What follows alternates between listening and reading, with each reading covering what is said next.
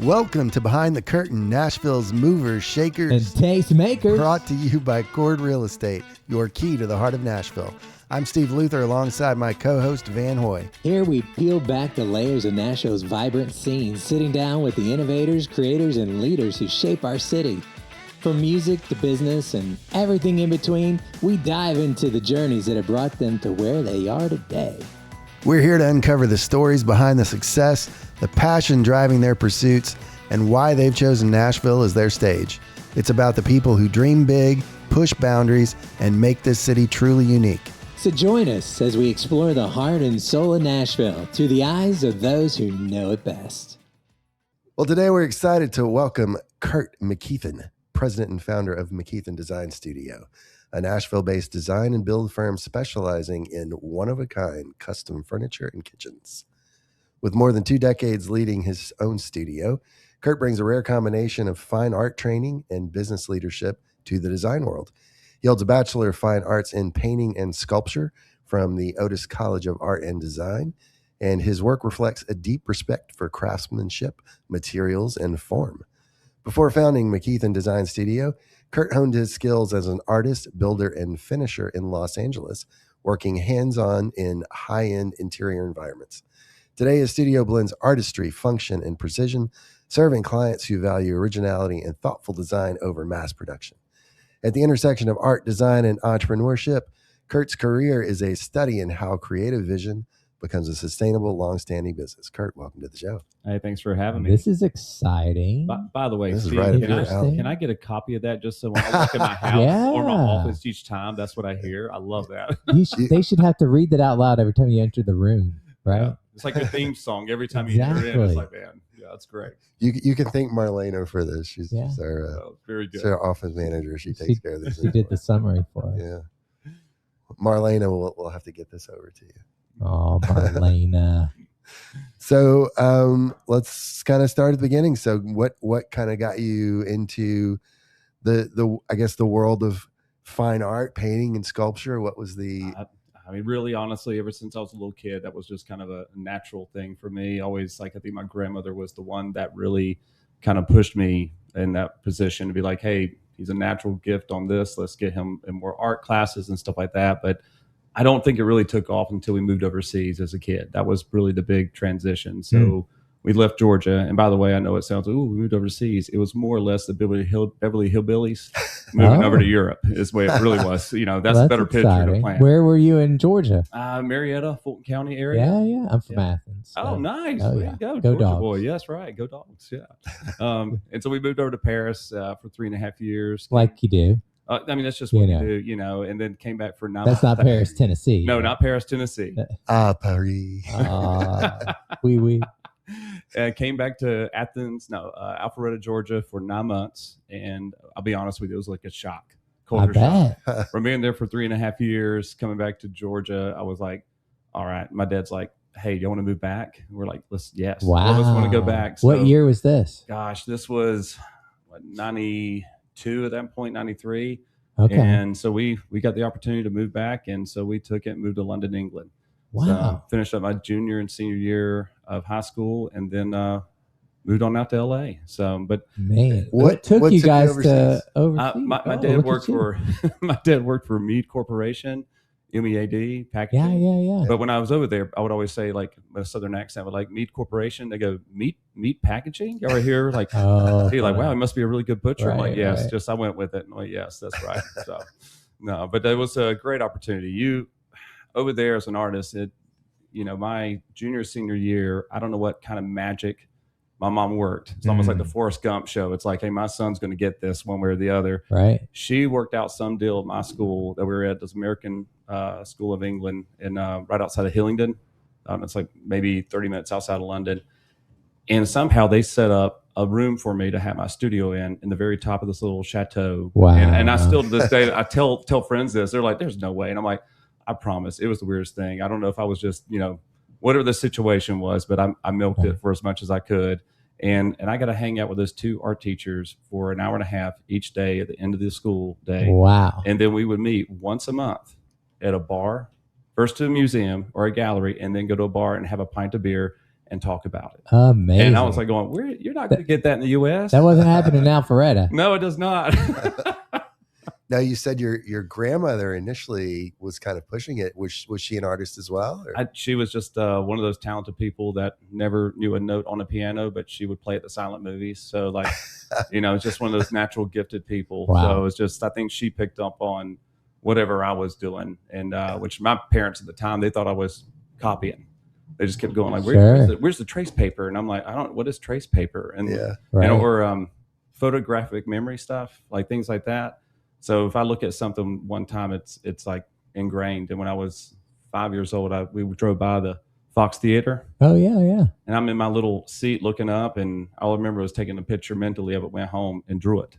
Oh, and wow. that night, and they were like, "How'd you do that?" And I was like, "Oh," and I was showing them what I was doing. They're like, "Okay, there's something else going on here." Absolutely. So it was a nice thing to have, and it leads into what I do now, and it helps the clients. It helps like kind of prove things out and show them what we can do. So very happy we made that choice, or my grandmother helped us out with that. So, man, what is happening? I don't know.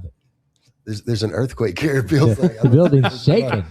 I felt the earth move under my feet. Showing a song, I like this. Just here to be a blessing. So I'll brag on my son a little bit. My son is a bit of an artist as well. Oh, nice. So he just won like best drawing in Middle Tennessee for high schools. Yeah. So his art has been on display at the Parthenon, and I think now it goes to Belmont, I believe. But so he's very talented. He doesn't know what he wants to do with it. Who does? Yeah. Who does? How old is he now? Would you say? So he's 17, about to be 18. All right. Honestly, if you ever want me to talk to him, because I'm telling you right now, the thing is, when you get to art school, here it is. This is the long and short of it. So when you're growing up, all you know is that, hey, I can draw. Right. I might be able to paint. I can sculpt. So you go try to get a scholarship, or you go to art school and you present a portfolio and you put it out there to the world. Yeah. And the school accepts you. And then there's a thing called foundation year. And you're at this foundation year and you're like against everybody else that's an amazing artist too. You go in. All these talented. Oh, yeah. You go in full ego. And then you get there and you're like, oh, we're all a lot alike. And then what happens is nobody tells you all these other fields that are out there. I mean, everything from yacht design, car design. I mean, you name it, toy design. Like we were out in Los Angeles, so you had the toy. Mattel was right down the road. So I think 12 people out of my graduation class had jobs the day they graduated. Wow. And it's like, then we had some people that went to yacht design, and I'm sitting there going like, what am I going to do? Like, because I mean, what I like the idea of yacht design. Yeah, me too. I wish somebody would have told me these things. Yeah. So I mean, we've had conversations with him about things like architecture, things like that, because he also is really interested in making a lot of money. So that's you need it in this day and age. Yeah. But he really enjoys like physical art, like using a pencil, charcoal, things like that. He does not like digital art at all. Doesn't like the digital. Oh, yeah. I know that. In one conversation at an Italian restaurant in London, I told my parents and their friends no twice. They said, Kurt, you should get into computers. I was like, I'm an artist. I'll never need a computer. Yeah. Then in that next sentence, the other family said, hey, why don't you go to Virginia and work for our, my father at this cabinet shop. He can teach you all about cabinetry and all this. I'm like, I will never need that. I'm an artist. And now I eat those words every single day of my life. Yeah. So yeah. But I still put pen to paper or draw on an iPad these days. That's cool. Yeah. So you went to Otis. Mm-hmm. Remind me, where is Otis? Los Angeles. Okay. Yeah. So what took you there, and you were in Los Angeles for a while. Mm-hmm. What was the driver to keep you there for a while? I think just had a great job. So like we were kind of talking earlier, getting the right job. Like you kind of graduate with an art degree in painting and sculpting. It was one of these things where I was like, I already knew by my sophomore year I wanted to either go in architecture or design. But I already had a scholarship. So it's kind of like, well, Mom, Dad, can you help out with this? Probably not. So it was one of those decisions I had to go, okay, great. I'll finish what I got and then decide what to do. But by the time I was a senior, I found out that there's there's this high-end design company that my counselor told me about and said, hey, Kurt, they're looking for an artist to touch up their Dutch still lifes.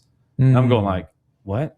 And she's like, yeah. And she goes, you paint? I said, yeah. That's what I went to school for. She's like, well, have you ever touched up antique pieces before, masterpieces? I'm like, absolutely not. No, I have not. Right. And she says, well, do you want to go in? I said, I do. I said, I want to go check this place out. So it was in Beverly Hills, high-end design company called Leaf. I went out there, and you got to keep in mind, this is before Google. This is before social media or anything like this. You had a library. That's about it. Right. Yeah. And you had books you can go on and read, and that's it. So I went over there, met with the owner. They showed me these paintings, and some of these things are, 200 years old, 150 years old, 300 years old. And I'm floored. I'm watching these things, and I love them. I'm going, I can paint them all day long. But I was going, I never repaired anything like this. Mm-hmm. So I pretty much looked at the guy and full blown, what's that phrase that I cannot stand people say? Fake it till you make it. Oh, yeah. So at that moment I went, yes, I could do this. And I completely left there, went to Mann's Brothers, which is a kind of like a stage setting company. You could buy anything there, anything you want to buy. I said, I bought the tools I needed to do was with like a little small hand iron, duck size. You got to use a lot of glue, duck size glue to bend it back together. So you're mending these canvases. And when I was there, I was like, okay, I need to probably figure out where I can buy some canvases. So I found some yard sales and auction houses, went there, bought some really cheap ones, what I could afford. Again, graduated college, not a lot of money, and picked a couple of paintings up, went home, stitched them together, learned how to do it, read up on books, went to the library, got all the tools I needed. The next week I went in there, they put me upstairs in this small little room with this painting, and I did it. It took me about 4 hours to do it. And they came up there and they were like, oh my gosh, this is beautiful. By the way, full-blown sweat bath. I had gotten covered in sweat. Wow. And I'm dying. And I'm sitting there, and even I kind of stood back and I was like, dang, okay. And they go, you got the job. I'm like, yeah. But deep down, I'm going, that was a crazy amount of stress. But I learned how to do it, and I really figured out, like, I took another love to it. And then as time went on, when I was working there, they realized, oh, you could do other things. You could do CAD drawings. You could do all this other stuff. Sure. So little by little, they started giving me more responsibilities. And I just kept learning and learning and learning. Anything they would throw my way, I just figured it out. It did help from living overseas. I would go shopping with my mom all the time to antique stores, auction places, and all these flea markets. That when I was there, you already knew about these Gustavian pieces, these Biedermeier pieces, Baroque and Rococo and all that stuff. So it kind of helped that education. So I'm always like, I tell everybody I run into, or even the girls in the office, I'm like, don't stop learning. This is like, that's the stuff when you die. It's like, if you don't keep going and trying to figure it out, you're not going to go anywhere. Right. So, and if you don't know it, figure it out. Sure. It can't be that difficult, So listen, if I can touch up that kind of painting and mend it back together, I feel like anything's possible with people. So, yeah. That's good. So I'm trying to make sure I didn't miss a gap here. So grew up in Georgia, went to Paris for a few years, came back for a little bit, went to London, and then college in LA. Yeah. Okay. And is that what pulled you back? Was going to college? Yep. Yeah. The way I looked at it was after 2 years in London, when you have rainy drizzling in your face over and over again. Believe me, I love London. The weather. Yeah, the weather. The weather got me. I love the city. I love cities. But I was sitting there going like, I can't do this. The spit in the face thing is just nuts. So I had a few different scholarships, and they're all over. But the one that was the furthest way away, that was LA. Also, I remember seeing a postcard one time of a girl like rollerblading in a bikini, and I'm like going, that to me looks like the place to go for art school right there. So weather, I went with that choice. Perfect scenery. Yeah. For the education, of course. For the education. He said, I could paint that. Yeah. So you've been running your design studio for about 20 years. What was the transition from, leaving college, starting this new career, doing this art repair stuff, into the design studio that you're at now? Yeah, after the whole working over at Leaf for a while there, I took a trip out this way, stayed one night, and flew back, gave my 2 weeks notice. I was seeing family out in North Carolina and South Carolina, and after about 5 days, I had enough family, so I rented a car and drove to Nashville, and I was going to fly out of there, and I stayed one night, and I remember going back, and I had a great job out there. You couldn't ask for a better location. It was a Dutch family. They were awesome, teaching so much. But it was one of these moments where I was like, man, I miss the South. I miss the South so much. There's so many things that I did not realize how much I missed from being over in Europe and then LA. And I thought I was going to live in LA forever. But at one side, I came here, and it was just felt like home. It felt like home. That's what everybody says. Yeah, it felt like home. And I was like, man, I got to get back. And I couldn't wait. So I drove out here with nothing. I really had nothing. There was a place I was renting. That was it. And I really didn't have a job or anything. The first month, I just was enjoying life.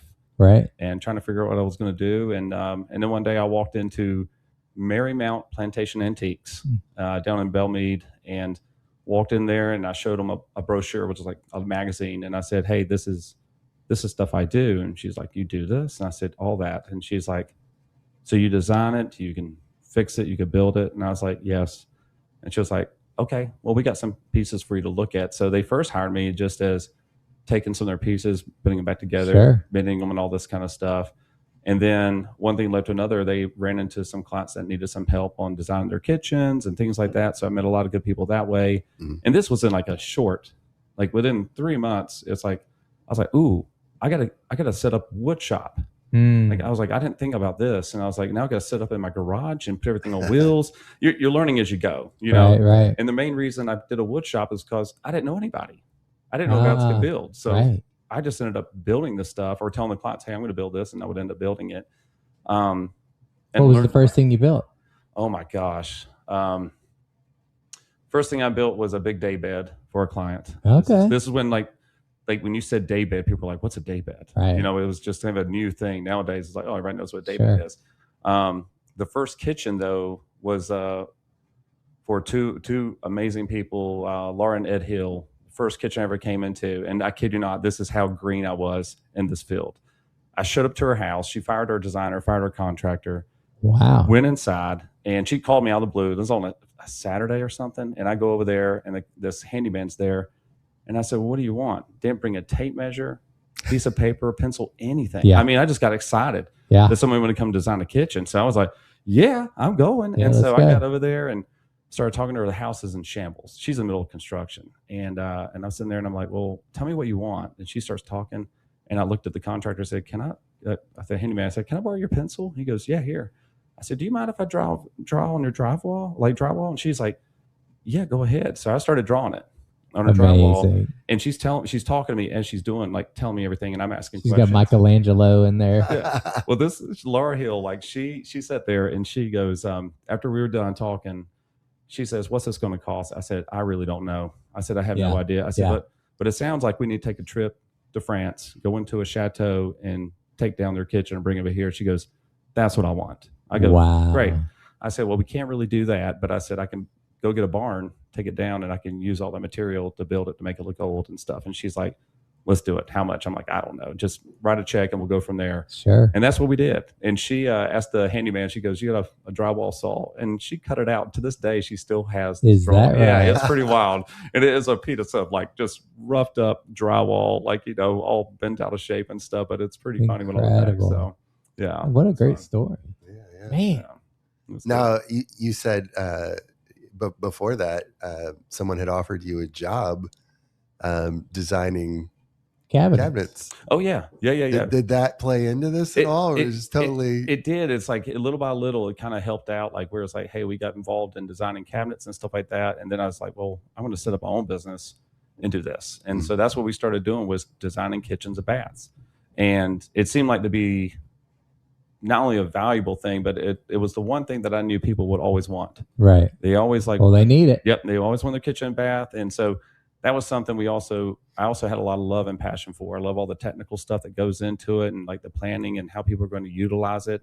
So to me, that was a big, big thing. And then as time goes on in like that design little world, you start filling in those other like gaps and stuff, where now we're a full-blown design firm and do everything from ground up if we want to. So it just depends on the projects now. But yeah, it transitioned in so many different ways. So like I said, never stop learning. It's always one way to grow. So clearly we're not talking about going to Home Depot and no. I'll have that box and that counter and Maybe some glass.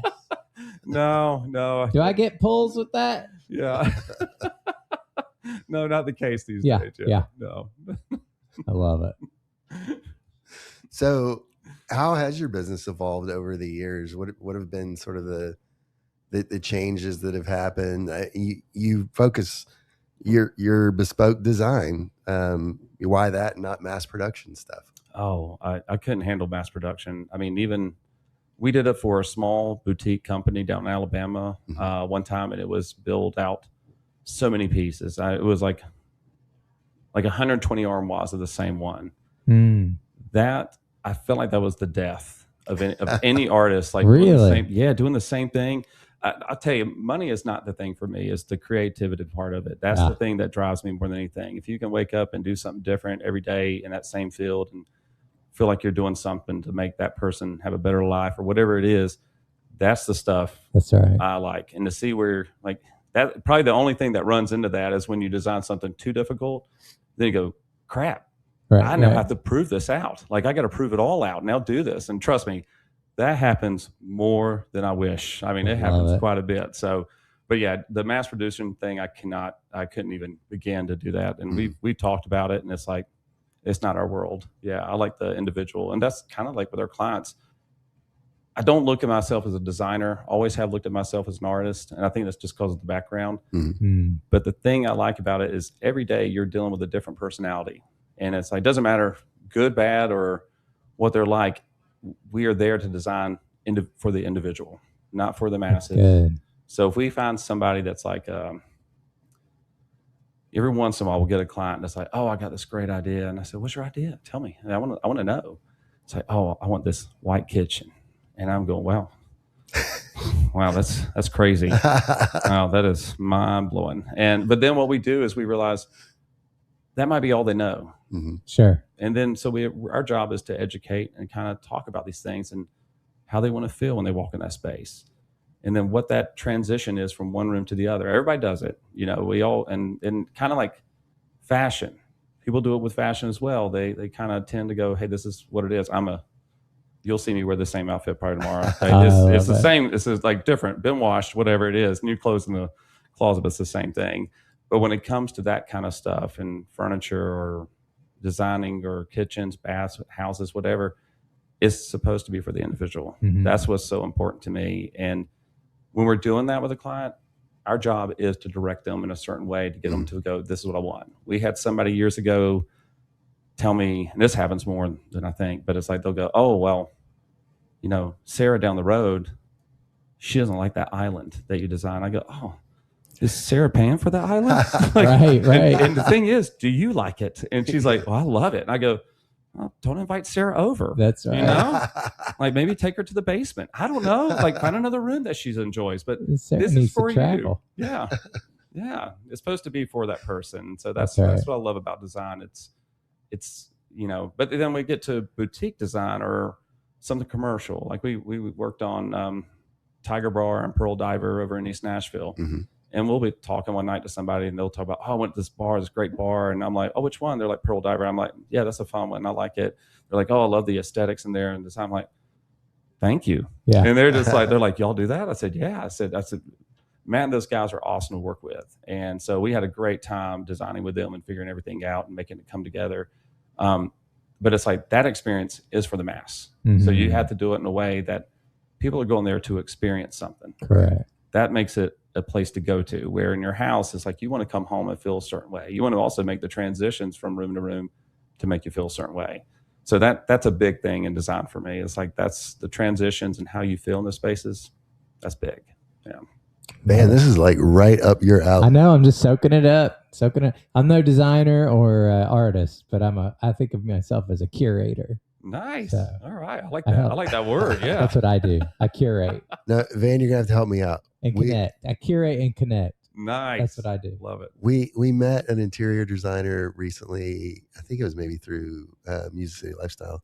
Right. We were talking about a certain type of cabinet that's like crazy expensive. And there's only like one person here that's actually done it in Nashville. Yes. What was that? I guess it's the Christopher Peacock, right? Oh, Christopher Peacock. Yeah. Yeah. There's And also, they were saying that like no one in Nashville really. Well, they finally have a showroom here. So yeah, they do. It's new but to it's the just like community. it's such a small part Very of Nashville. bespoke. Very Probably. Yeah. So I'm curious, like, is your clientele largely local, or is it largely? It's all over. Like we work with people all over and stuff. You'd have to if you're puting that kind of money into Right. room. Yeah, we travel quite a bit and stuff. It just depends on where it's at, but really, it's really kind of. Where is the majority of your business typically? Oh, I would say, I mean, it's definitely here in Nashville. That's like our biggest area. But we do travel down to Florida a lot and stuff like that, or Georgia. I actually do a lot of stuff in Georgia, North Carolina as well. But we've been out to Montana, up in Maine. So it just depends on the location. South Carolina, we've done a couple of restaurants in South Carolina as well. So it just depends on what it is. But there's also like Clive Christensen kitchens are very much like Peacock's kitchen. Right. And I remember years ago, we had a client that was like, well, I can't even get this kitchen over here. And I said, well, why not? She's like, it's coming from London. I go, oh, I know it is. And like, she's like, can you copy that? I said, we don't copy anything. I said, we will come up. We'll come up something that meets that criteria that you like. And that's what we did. And I'm sure in a way, I'm sure it saved her a little bit. I mean, we're talking like gold leaf on columns. It was really gaudy, but it was like also 6 figures in cabinet. Oh yeah, easily. It was like one of those where I was like, ooh, that's and these days custom cabinets are, I mean, these custom cabinet guys now, it's like we work with so many of them, and there's so many times that I'm just going, wait, what's the cost again? Right. And they'll tell us, and I'm going, okay, but they'll break it down. I mean, just cost of everything's gone up, so it's just part of it. See, Steve, things are expensive now. They are. He's always telling me how cheap certain things are, and I go and get prices, and they're like, "You're lost your mind." I don't know. It is what it is. When you care enough to send the very best. That's right. That's right. Quality. You got to be married to the Barracuda. Oh. There's only one. We get great deals. You do. I don't, but that's okay. So the type of business you're in, obviously, it requires a lot of artistry, but it is a business in the end. So there is some business discipline involved there as well. My God. How do you marry that? How have you found it? Being a small business person, I guess you're still a small business person. Yeah. Versus the artist. That is a hard thing. It's tug of war. Yeah. I was just speaking at MTSU and down in Murfreesboro. And when I was done talking to the architects and interior designer class, we're sitting there and they said, I said, well, who in here is going to have their own business one day? And I kid you not, like 90% of the class raised their hand. And I was like, and I was so excited. I'm like, that is great. That is so good to hear. I said, he said, well, what would you recommend us doing? Don't do it. That's what they all say.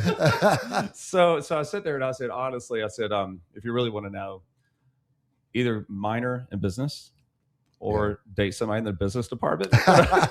Right. But I said, you really are going to want that in your career. I said, because for me, when I first started out, it was all about creating, learning. And now, I mean, I'm in EO classes all the time. I'm constantly pushing that boundary on the more of the entrepreneur side and trying to make it where it's like, hey, what else can we do with this? And, how do we become like a brand ambassador for some of these companies? And then it's like, well, then the business side of running it. And I feel like we have, in the past, like 7 years, we developed something a little different in our little group. And I think with that, it's like, we did all the stuff that we should do at this point. We got our accountant, in-house accountant, we got our purchaser, we got our designers, junior designers, lead designers, all that stuff. So we're a force of 10 right now, but we're looking to grow more and try to get 2 more people in there. But during that time, you realize as you keep growing, it's like, just like anything, it's like before we had like, oh, GoDaddy, right. I'm like, oh, well, that doesn't work anymore. Now you got 10 people. Yeah. So now we're like, oh, we got to get an IT company. And then it's like all these little changes develop and stuff. So then you start losing a little bit of that creativity side and you're like, oh, I'm running a business. So it is a little fun, like sometimes, but then sometimes I'm going, man, I just wish somebody could do this part for me. And I'm just in a dark room drawing, an iPad or something. So it does kind of kill sometimes, but then what I do is I really try to separate the stuff. Like we actually had a huge meeting like just a couple of days ago about this, where I was like, well, Friday, I was just like, man, we got to sort some of the stuff out so we don't have to question it. But I know deep down that's a lie. I know deep down in about 2 to 3 months, we're going to be doing this again because it keeps growing and changing and developing. And it's like, well, what do we need to do? Social media. We were talking about that earlier on. That's good. Right? So if you ever have searched us, you'll realize, oh my gosh, this guy has nothing on social media. Even though we probably have 30 to 34 clients at any given time. Wow. We're very busy, but it's one of these things we're going, ooh. You got to get it out there. Yeah, we are awful at that part. And so I didn't realize how bad we were until I was in a business class and they're like going, all right, we're going to get this, we call it the like spiral of doom, where you fill in all these little blanks, like where you are in grayscale, like, hey, and it's like clients. I'm like, oh, 10. I love our clients. They're awesome. Great clients. What we do inside our business organization. Great. I'll give that an 8. We're going through all these things. It said marketing. And I'm like, well, that's a 0. Right. I'm like going, I think the last thing we posted was 2 years ago. Like, hey, we're having a gingerbread competition. Why don't you come on over to our word house? Of mouth. Yeah. So we're all like word of mouth. But just the past like month, we're like, all right, this is changing. We moved one of our teammates up to Chicago. And so we're like going to start working up there a little bit more and start doing that. I was like, well, then we got to start doing more social media. We got to change some things, get the website up to date. It's all these little things. But when you're running this business, it's almost like you have to separate all the stuff to go, this is when I'm going to work on this. And this is when I'm going to work on the design part. And that's really the only way to cut through it, and I love the weeds. I live in the weeds. I think anybody in that design world is, for me, it's like when we're designing a custom light fixture, I will draw that whole thing up in detail and know where the wiring's going to go, how it's going to get, welded, soldered together, whatnot. And as I eat that stuff up, but then there's sometimes I'm going, do I have to draw this right now? But I'm like, yeah, I got to draw it right now. Otherwise it's never going to get done. Or I'll give it to one of the girls, be like, can you do this? Or take it to 70%. Then we can meet on it. And then we can talk about it and tweak it, which I've learned I have to let go of those details of those weeds. So yeah, it's a battle. It's a good question. Like that is a constant. Yeah. I feel like I should have a little camera on my shoulder seeing the grind on a daily basis. Yeah. So no, what about marrying, like when you're doing like kitchen design, obviously there is some personality to it, but there's also functionality you got to keep in mind. Is it difficult marrying those two things together? Or? No. Gosh. Okay. I'm going to tell you a quick story on this one. Okay. An amazing client named Barbara Grew. Okay. Over in Laurel Brook. She's moved out there since. I love this woman. She's a Spitfire, Japanese American, moved over here. She was the CEO of a company. Great woman. She knew what she wanted.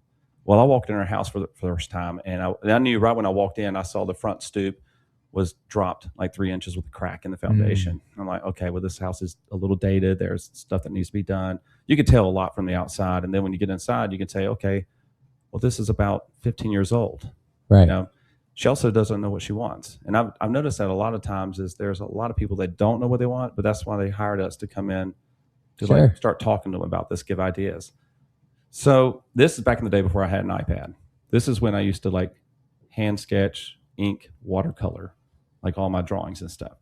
And so I go to meet her and I walk around, and I guess I got pretty sarcastic at some point in a joking manner. Like I was like, wow, how much did you pay for this? So, just kind of like, this house was a prefab kitchen in a multi-million-dollar home. And I was really just kind of not disgusted, but surprised, and just like, this is not right, for how much money she spent on this house and what it should be in this neighborhood. Yeah. It was kind of run down. So, that's normal. People haven't done a remodel in it in a while. So I was like, okay, tell me what you want. She tells me, but everything she was saying was what Sarah Jessica Parker wanted down the road. It was all that, like, it's what the neighbor wanted. It's what the trend world wants. Well, we're not about the trends. We're here to either break trends or to do something unique and different for that client because it's an individual. So I got with her, we talked. I came back 2 weeks later, and I had this little black portfolio and this little, like, 18 by whatever size, little small one. And I showed up, and she had this Long Island, and I pulled out the drawing she wanted right in front of her. And she's on my left side. So then I grabbed the other drawing, and my right hand, I threw it all the way down to the other end of the island. And she goes, what's that? And I said, that's nothing. Don't worry about that. And she goes, okay, well, what's this? I go, this is what you wanted. This is what you told me you wanted. I want you to look at it. And, she goes, what's that one? I go, well, that's twice as much, but it's your personality. Right. But let's stick to this because this is what you said you wanted. And she goes, okay. So she's going over it, looking at it. She's like, I want to see that daggum drawing right now, Kurt. And I said, okay. And I slid it over and put it in front of her. And she put both hands on the countertop and she gasped. She went, I want that one. And I was like, all right. Because it was unique. Yeah. Now, if we showed that picture, it would have been one of those things that most people have been like, that's not what I want in my kitchen. But this is one of these things where it fit her personality, it fit everything about her so well. And this is right when they came out with electronic drawers, which, by the way, I'm going to geek out right now, but they had electronic drawers. So this is right when Bloom came out with these things. So I remember they were so new for just the drawer setups. Let's say we had like 10 to 12 drawers in there. Each drawer, so there's no regular frame on it. It's all pieces of horizontal pieces of wood, different heights, different widths. So it's all this very kind of like Asian inspired look to it. And then what we did is everything has electronic push. So when you tap it, it electronically opens up, not a push to latch. Right. Electronically open up, and when you tap it again, it closes. Wow. What I thought was so cool is when you look inside the drawer, there's a robotic hand with 3 fingers like this that would push the drawer open and pull it closed. No way. I was like, of course you would use a hand because it needs to be like a human touch. I was like, I geeked out on it. I was like, this engineer, whoever designed this is amazing. I was like, this is so cool. Incredible. It was awesome. So it was like a new technology that we were using. It's been a while now when we did that kitchen. But that fit her thing. She did not want all this crazy hardware on it. So all the bottom drawers have no hardware. There's no nothing. We used textured wood on that and really made it more of like a sculptural kind of piece. So everything about that kitchen was really to fit her personality. And we did more and more work with her ever since then. But and even we did her second home too. But we always made sure we keep to her personality each time. So that's a big thing. But the functionality and a design, I always tell every client, it's like, you can always make anything look great, look amazing. It's really about first that function piece. Let's figure that out. Let's get the layout. Let's get all that junk that we need to get done. It's very important to me. Like, it has to be perfect. Everything has to be perfect. These specs these days, oh my gosh, I don't want to geek out on that either, but there's so many that you got to watch for and so many little details, and the things keep changing over and over again that you have to make sure it's perfect for that space. And then the certain depths have changed all the time. It's not like a 24, 25, 26. It just keeps multiplying. But after we get all that stuff done, then it's like, okay, the aesthetic part, that's where we start having more fun. But you can't do any of it until you actually get that function part done. Right. Yeah. We had a designer friend one time. I went to lunch with her down in Alabama, and she had this drawing. She goes, hey, I know you design a lot of furniture. I want to see what you think about this. And I kid you, I'm not making fun of her, but I'm going to explain. She was new to this business, and I love that she was trying something new. But it was one of these things that the functionality of it didn't make sense. It looked cool, looked so cool. I mean, honestly, if there was one out here like this, we would be like, "What? That's amazing! How's that thing stand up?" But so she showed me this plank, right? And to kind of give a visual, it's like, let's say it's 10 feet long, and 15 inches wide, and just like 2 inches thick. Well, she had one spindle coming down with one little wheel on the bottom, and one on the other end going down the bottom. And so I looked at her and I go, "This is so cool." I said, "Is that a drinking game?" And she went, "What do you mean?" I said, "So do you put one person on one end and one person facing the other way, and you try to wiggle each other off?" I said, "What is this? This is so cool."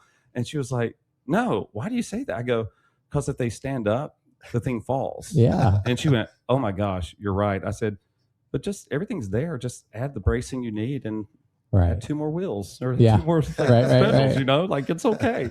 So, but it is like, it's figuring out first the function part, and then aesthetics always come, always. Yeah. And it's fun to build on people's ideas so that they feel like they have a fingerprint. Oh, 100%. I love that. Yeah.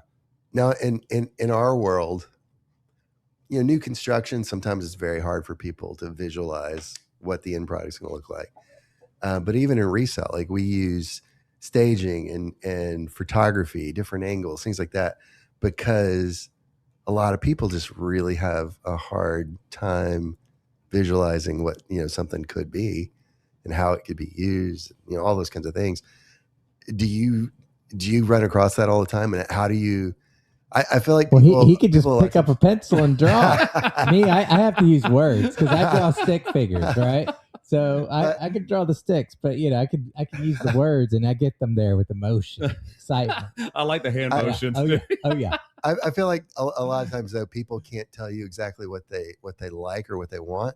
They tell you what they don't like. Mm-hmm. Oh yeah. Yeah. But how do you pull that out of people? How do you really dig in and create that thing from someone? He draws on their drywall. I'm so jealous. I'm like, it's so not fair. He's so rude to be so talented. No, you're right. It is a thing where sometimes you do get clients that are just like, I can't see it. Yeah. Mm-hmm. And then we're like, well, we have to build a mock-up. Like, no, I mean, we've had to do that. Like, we've had to build little mock-ups of furniture, little mock-ups of like what a panel wall will look at with plaster and trim, which we'll do. A lot of times, like we'll use a software, like we use Revit, and the 3D software and Chief Architect too. So people can we can put them in that scene, walk around, they can see everything. But you never can get the actual true details of that. So we got one right now where we're using this textured metal in the arches and backlighting it on the inside. And it's really hard to explain even now, but it's like that metal has texture. And so we have to figure out, well, you can't buy that. So we got to make it. Mm-hmm. And then we got to do something that gives it that texture and it makes it feel like leather, but thicker and stuff. And so we were like, okay, well, how do we do that? So we will buy a piece of that metal, add Bondo to it, build it up, give it that texture, and then we'll finish it to make sure they can see how that's going to look. But a lot of times those drawings, it is probably the best way to spell it out. It really is, because what I can do with that is I can turn the drawing. I can do anything we want to with it. So it's just like Revit. It's just that a lot of times that conversation happens when earlier you were talking about designing together and let them be a part of that. Right. I love that part. So when we're in that motion of being like, hey, here's kind of what that would look like. And they're like, oh, I see it now. They're like, but I'm not sure about that little lip. And I'm like, you know what? I think I know what you're talking about. Yeah. I don't think I like it either. And that moves it even to a higher level, and it's, we just had one now on this island. There's a double island that we're working on for this client's house. And they finally were like, Kurt, I don't think we like how open it is on the bottom. I go, oh, you want it to have more weight? And they're like, yeah. And I'm like, okay, we could do that. So we started sketching something up just the other day about this thing. And when we did it, I was like, well, you got these arches in the house. So we're going to let's make the base arch on each inside, and then we'll light it up where the arch is at. So that way it's like a shaded light. So when you turn on the lights on the bottom of the island, it will kind of look like a piece of art, furniture, And then on the sides, they want it to be something unique and different. But let's face it, we all done waterfall edges. Everybody's done a waterfall island or something like that. And I'm like, well, how do we make this different? How do we bring it in? So we took that same radius arch and we added like basically a wood base that sticks out that would be carved into the decked in material. And we shape it up. And then at the top, what we're working on is when that wood comes up, and this walnut, and caps over the top of the deck ton, it'll be about 1/2 inch tall. And it's just like a little cylinder. We're working on right now having a finger pull in there where you pull it, and that's where you'll have a plug. So that way, aesthetically, it's part of the design. But it's like, that if it wasn't for them being like, I don't like how open it is, maybe we could do metal on the bottom, maybe we can change this. It's like, oh, great, let's start sketching this up and figure it out. And that family's been a lot of fun to work with on that stuff. They are great. I mean, every time we get with them, they're like, what do we do here? I'm like, well, we got to get to that hallway, but that doesn't sound like a lot of fun just to have a doorway going from your beautiful media room. I'll have to send you pictures of this drawing for this media room because it is sick. And we've done a lot of secret doors, sure. Not Murphy doors, but a lot of secret doors and stuff. And I was like, well, let's make it a phone booth. Let's open up this old accordion wood door. And then when you go in there, I have an old phone on it. And what we're hooking up to it right now is a relay speaker on it. So when you pick it up, it's like, hello. Again, about the experience. So when you get it, like you're like, what? And it's like, hello, I'm not here. And it just stops. But then you go see the hat on the hook. And if you pull the hook down, the back panel door will slide open. But on the inside of the hallway, the other side, it's a bookcase. So that way, from every angle, you're having this interaction with this thing that it's constantly not making you think, oh, it's an accent wall. You know what I mean? Sure. Or it's like this one thing. It's like it should feel all-encompassing all the time. And so it's not a question of what it is, So that's a big thing. But I love having the clients be a part of that. That to me is a huge thing. So it depends on the client. We get some clients, they're like, just do it. Right. We don't care. I really prefer the ones that are like, I want to be a part of it. Yeah. That's a lot more fun. That's special. Yeah. Nashville's changed a lot over the last 20 years, kind of grown up as a city. There's so much going on in Wedgwood, Houston now around design. Oh, yeah. It's crazy. Over the course of all that time, have you seen like client tastes and design demands change tremendously? Or? Oh my gosh. Yeah. I mean, it's way more organic, modern now. Clean lines. There's a lot more of that. I mean, I live out Mount Juliet. So it's like even out there, going down South Mount Juliet, there is a 3-story Hollywood Hills home they built. And it's so funny because it's right next to a little single wide ranch. Of course. And you're that's just the South, baby. That's the South. Yeah. You're like, wow, that doesn't look right. But it's like, in a matter of time, that single is going to be gone probably, Sure. But yeah, I love the idea that people are bringing in that. And it's also brought in a lot of new clientele that allows us to have fun with that. Right. That's a big thing. Like I welcome transplants because to us, it allows us to have another portfolio of designs to go, that's right. Ooh, we want to do this, and then they love when we're like, now I will say when somebody comes to me and they say, hey, I want a welcome sign or a whole bunch of like sweet tea jars on their mantle. That's when I'm like, listen, I'm going to let you know a little secret. Yeah, I'll let you on a little secret. We don't do that. Right. So sometimes I do, but just to have a little fun. I thought about making that welcome sign and be like, we don't want any, but it's the same shape, same everything. So yeah. Off camera, we can talk about that. Now, with what you're doing being so bespoke, do you even think about whether something is going to be too trendy versus timeless, or is it just like, you know what, this is what they want right now, and for now, cool? Or do you think like, well, we still want to make this where it's timeless, where it's something that they're going to be able to have over a long period? Are you thinking about resale? Well, not necessarily resell, just those kind of coincide a little bit, but yeah. Do we think about it? 100%. In fact, we really stay away from trends. Like, I mean, back in 2017, let's face it, shiplap was taking over the world. Yes, it did. Yeah, and like these days, I mean, Chip and Joanne, we love you. Yeah. It's had its place, and every once in a while, like we were talking to a designer down in Florida where she's like, well, I do the shiplap. And I'm like, yeah, but you're in Florida. That's right. And that's okay. It's supposed to be there. It's supposed to be there.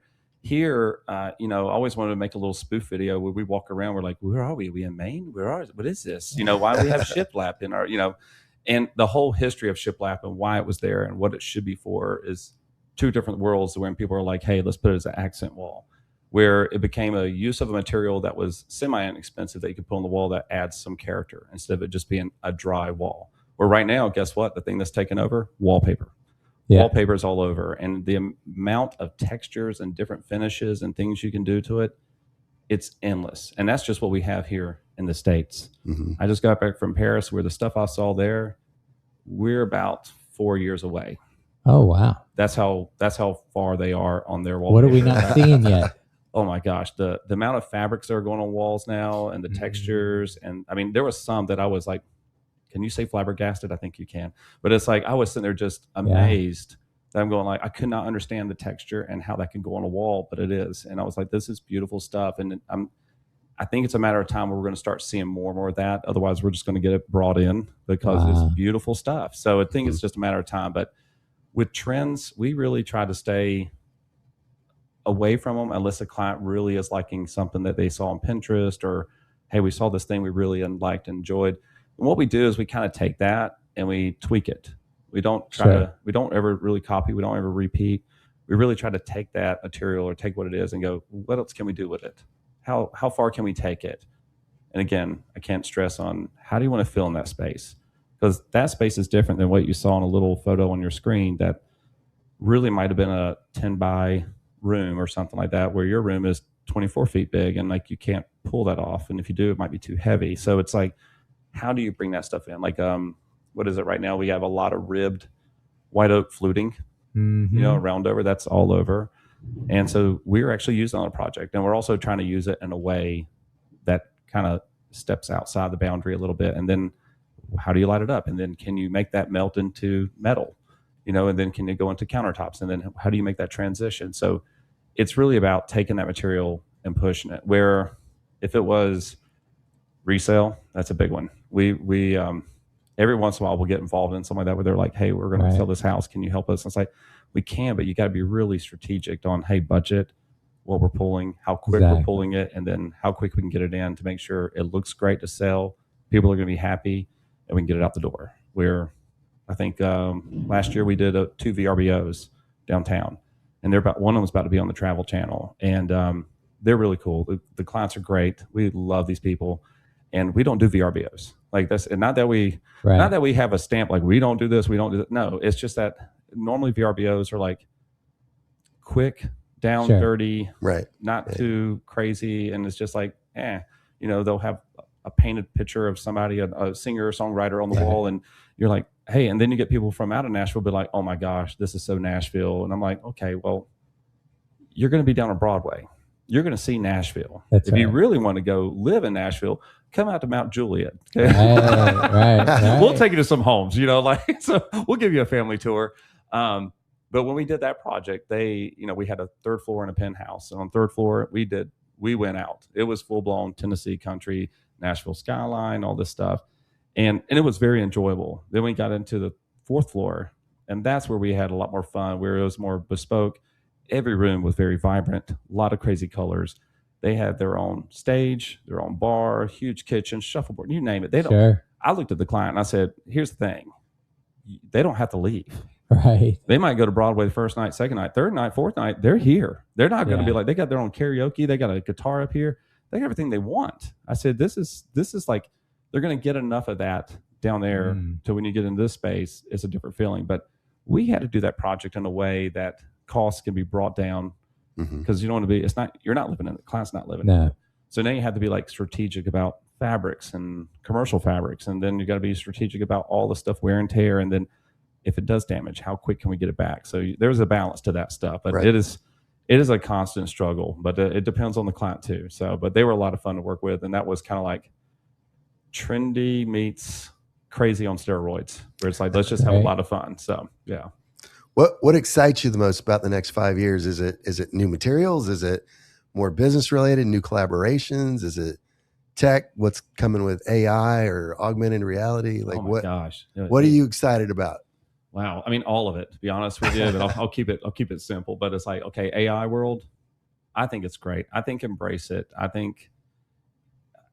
also think people know enough now to go, okay, great. You can ask for, hey, what's my backyard going to look like if I want a pool, a grill, a kid with a trampoline area, all these things. And what's so funny, I had 2 relatives that live in Myrtle Beach, and they are no more than a mile apart. They ask for very similar things, but also different things. They got the same picture, which I thought was interesting. I'm like, wow, how did that work? And they showed me, they're almost identical. And I'm like, okay, well, here's the thing. That's AI is going to do that. But then there's also the side of AI that is not true, where we have to explain to the client, like, you can't have a fireplace that's made out of all wood, because it will catch the house on fire. It's just a thing, but it helps like clients see that there's possibilities, and also allows them to go like, wow, so we can do this and we can do that. I'm like, yeah, you can do whatever you want. I mean, that's the great thing about design. It's sculpture. It's whatever, it's living sculpture that you get to develop. So it's like anything you want to do can be done. So AI is great. I think for quick renderings or quick ideas of what something's going to look like in a space, I think it's great. And I would use it in business. Right now we're looking into the whole agent thing with AI as well, where it's like, oh my gosh, if we had somebody in the design world where they can answer the emails for us, they can, hey, make sure we get these calls in, track orders, and they reply back to us. I'm like, I know there's a lot of implementation to this stuff, but I'm going, this could be a wonderful thing. And not just design, anything, but for designers, I don't know how often we think of that stuff. Right. Like, I think we're just like, what's the next project? Oh my gosh, we got to get this done. We got a due date. We got all this stuff. And it's just a mountain of things that you're trying to put together in a house, or a commercial business, whatever. Software wise, not much is changing besides the world of like AI, I mean, everything's kind of the same right now. But then the new materials such as fabrics and stuff like that, That's going to be a game changer. Now I saw one. This is a shout out to Schluter. I don't know if y'all know Schluter Company. Sure, yeah. So we just got back from KBIS and we saw a lot of cool things, saw a lot of cool doors, saw tons of stuff. And like always, I'm on the board of the NKBA. So we always go every year and I like eat the place up like every time. But Schluter, I always like walk around and go like, oh, we use Schluter for our showers, but not the trim pieces. I've always been opposed to using the trim pieces. And that's when I go, I just want to get natural stone. Unless that thing has a pencil or something to end off the shower, I don't want it. I don't want to see a piece of metal. No. So this time, I will say in March, they have changed the game. Okay, really? I'm going to open this up for y'all. Are y'all ready? Okay. So what they have done is they've taken their Schluter, and not only now you can do any color, RAL color on there. That's still like we're on the baby level. The next level is 3D printing on the Schluter. So yeah, this is wild. So what I would do is say, what do you not see in the bathroom that you wish you could see and how you could interlace with tile? And I was like, well, let's say we had a cute little Victorian powder room or something like that, or a shower that we want to use. So I asked the guy, I said, so I can send almost anything to you because they can match stone perfectly. Like you can take the Schluter strip and the stone, you send off the stone to them, they match it perfectly and they send it all back to you. As long as you buy like 10 pieces, 10 8-foot pieces. Right. So here's the cool thing. I was like, well, what if I send you a piece of lace and I pick out a 1-inch Schluter strip? He's like, I don't see why not. I go, so you can copy that and then we can have lace running around the tile to make it a little prettier and like do things like that. And I said, or we can take a leather strap or leather belt, send it to you. You can 3D print that texture and that color and that material onto that. Wow. He's like, yeah. And I'm like going, okay, then you can take rivets and put rivets onto that leather. So now you got this cool like rivet tile just on the Schluter, and then you can play around with the tile. I mean, it's endless amount of things now that like open that door just because of 3D printing. Incredible. Yeah. So it's really cool when you start going, oh, that's just scratching the surface. What else can you do with this material now? So it's just, it's endless. I mean, you could probably make a whole daggum shower of Schluter if you wanted to at some point, so and then it's like, well, what else can you do with that? At some point they're going to be changing that whole dynamic. So that was really cool. That was a cool one. I really enjoyed that one. So for the listeners that have no idea, KBIS is like the kitchen and bath trade show. Yeah, that's right. Which is always fun. Schluter's like the metal strip that sort of butts up against the end of the tile when you don't have like a rounded piece that you can put in the end. Or sometimes you just like the look of the cleaner line. But that was great. That's like, you almost sound like you work for them. That was really good. Hey, yeah. Well, we've worked with it a lot. We've done a little bit over the years. You could say. I don't often ask this of our guests, but what is your ideal client? As a bespoke service, I would tend to think it's more like very high end, but like what is the range of people that you tend to work with? I mean, I would say these days normally our range is more on the high end side, but I tell you, some of my favorite clients are the ones that work hard for the money. I feel like the ones that have actually put in time and done stuff and like really try to like make it where they worked for that remodel, or worked for that addition, or worked for that house, whatever it is, whether it's their first, second, third. It's like, I love that. I'm a big work ethic kind of guy, but when I see people doing that, I think they find more value in the products and time. Yeah. So that's a big thing to me. It's like, that's one of the biggest things that I like really enjoy working with. Cause then I'm like, okay, they saved on this.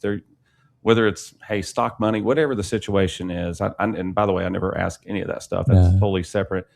But there's something about the individual that they kind of strive for it. They want something unique and different. They're not just going, hey, let me just fill in this thing. We do a lot of houses and work for a lot of different clients, but I think those are the ones that I'm going, okay, they're looking for something special for them. And they're okay to go, hey, let's push that boundary. And I love pushing the boundary. Like anytime we can to really make it exciting for the client. I mean, we got one that's actually being installed in about a month, that when we first met the client, I was like trying to think, okay, hey, I really want to, like, he has these stairs going down to this basement. Okay. And the basement was so-and-so their TV room. And I was like, that's okay. How do we make this look good? So we added a stained glass dome to this thing inside. We had enough space to do it. We put catcher lighting in it to light up the whole thing. So you can actually turn whatever time you want, atomic time, anything you want. So I was like, that now doesn't make it feel like a basement anymore. Right. But I was like, man, you're going down these stairs to this little basement area still, and we kind of made very speakeasy, all this stuff. It's really nice. It's really pretty. But I was like, I don't like when you're going down the bottom stairs, you got to take a left. And we got this big vault door there, custom vault door. It's really cool. But in front is like just this wall. So I had this idea of like taking, hey, whether it's a painting of like, say, his grandfather, his dad, whatever it is. And I was like, well, we should do like a little diorama in the eyes, like the behind the wall. So that way, when you're coming down the stairs, and let's say there's like on the 7th step, you would have a little sensor off the frame that would pick up your motion. The eyes on the painting will start to glow. And you got to make sure the measurement of the head of that painting is low enough that like, hey, somebody like my height, or, you know, somebody like one of my girls in the office has like 5 foot, that she could like stretch up to look at it, and I could bend down to look at it. And so I was like, if we could figure that all out, then what we could do is make a little diorama of whatever's special to them behind the eyes of that painting. Cool. So as you go up to it, you're like, wait a minute, this is weird, you know, and then you start looking in there, and you can look back there and you see like whatever it is that makes it an amendment. Like, I'm not going to say what it is. We did come up with them, but I'm pretty sure I'm not allowed to. But it's like you want it to be a special moment, and you want it to be something that they're like, oh, this is personal, you know, and unexpected treasure. Yeah, I love that. So we do a lot of that. We did that at Q Prime Music Management Company. We did that headquarters there, and so we did a lot of like secret riddles, a lot of little treasures. And if somebody goes in there, and like whether it's an intern or even a songwriter, it's like we want it to be something special. So not only got a little, like a whole bunch of little tricks, pieces of furniture that had music notes that you have to know that song and read the music to figure out if there's a missing note. Right. And then you got to figure out, where's the key? Well, I'm just saying it might be on a broken leg somewhere, but it's somewhere around there. And but then it's like, okay, well, now if somebody doesn't know that, but they still want it interactive, it's like, well, I picked up all these, you know, Brunswick, Georgia. Of course. Yeah. So I was born in Brunswick, Georgia. Oh, really? And so I go on the estate sales all the time. Like it's like a constant thing. I'm at my kid's soccer game, and I'm like, estate sale, you know. St. Simon's. Yeah, St. Simon's. Oh man, it's so pretty. Yeah. It's still untouched. I feel like it's so amazing. Untouched. And for those that don't know St. Simon's, please don't go there because it's still untouched. You can't even get onto Sea Island without a pass now. That's true. That's right. Like, look out. Not when I was down there. You could do whatever you wanted. No, it's crazy. Beautiful place. It all changed. But so I picked up, gosh, I mean, I'm not kidding. Nobody can see my hands, but I'm telling you right now, this is about 5 feet high of letters dating from 1938 to 1984, something like that. It's a variety of dates, a whole bunch of letters. Now, I'm not going to mention this woman's name, but she was a pen pal to many men. Oh. And I loved reading these things. I'm telling you, this woman lived a life, and I loved it. And nothing bad, but very friendly to all these guys. And it was always a very good transaction. So what we did is we took those letters and we put them around the whole building in little areas. And then we marked words and highlight them and underline them. So if you go and pick up one of these things and you start reading it, you realize it's a clue to get you to the next spot. Oh, now, there's still clues out there that nobody knows about in that building. So that we keep it, but we kind of keep it like that, where it's like, oh, let's make it special, you know, so if somebody does get it, they can find the next thing. And by the way, there's no ending on the clues. Wow. There's never an ending. It's always one more adventure to the next. Right. To the next. So it keeps it fun. He takes ideas and just takes it to a whole nother level. Yeah. Well, if someone wants to reach out to you, interested in oh my God, engaging your services, right? Not on Instagram, I guess, but what's the best way for people to reach you? Oh my gosh, calling me or Instagram. I mean, we did start putting stuff on Instagram. Oh, so we kind of had to. Like, it was a thing. So we just. But tell them your website at least. Oh, it's going to be McKeithanDesign.com. Okay. Yeah, so that's that, or Instagram, or just call me. I mean, I pick up the phone. Like, I'm always on the phone or doing something. So wow, he still picks up his phone. Yeah, that's impressive. What's the number you want people to call? 615-424-4563. All right. There it is. Yeah. Well, with that, Kurt, it has been a pleasure. Absolutely. All the time you've devoted to us today. Well, thanks for having me. This has been wonderful. And with that, I want to go out on a field trip and see this stuff. Absolutely. Anytime. Don't be teasing if you ain't pleasing. I'm saying. I have a feeling we'll be talking again in the future. I hope so. Oh, good. Well, with that, we will see you guys next time. Yes.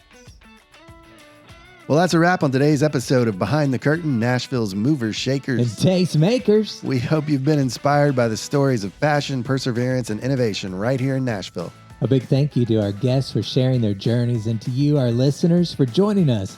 And of course, our gratitude to Cord Real Estate for making this conversation possible. Don't forget to follow or subscribe to our podcast on your favorite platform. Thank us. Yes, you did. Oh, I guess I did. Well, thank us. Okay. Like I was saying. Oh, yeah.